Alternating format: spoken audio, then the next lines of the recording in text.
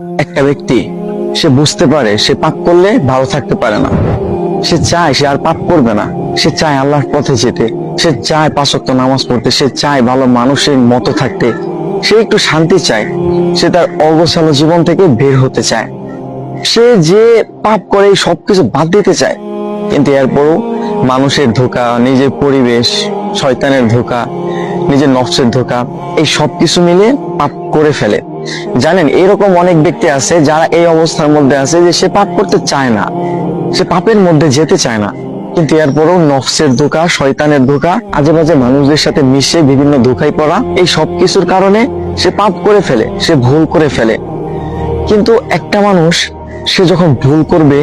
আবার তওবা করবে, আবার ভুল করবে, আবার তওবা করবে, এই মানুষটা যদি এইভাবে চালায় যাইতে থাকে এবং একটা সময় গিয়ে হয়তো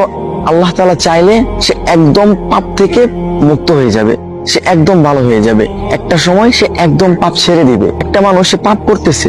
কিন্তু সে যে পাপ করতেছে এটা সে ভাবতেছে না,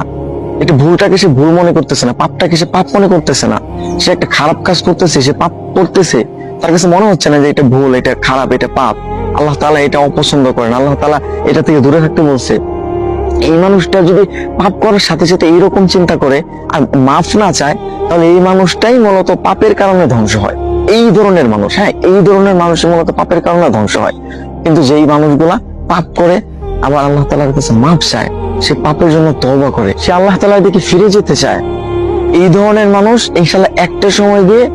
সে ধীরে ধীরে ধীরে ধীরে যখন পাপ করে আবার আল্লাহ তাআলার কাছে মাফ চায়, তখন এই যে তার এইভাবে চলতে থাকে, তখন না সে একটা সময় গিয়ে বুঝতে পারে যে আসলে পাপ করার যে খারাপ প্রতিক্রিয়াগুলো আছে সেইগুলা কি। প্রত্যেকটা পাপ আর প্রত্যেকটা খারাপ কাজের বাজে একটা প্রভাব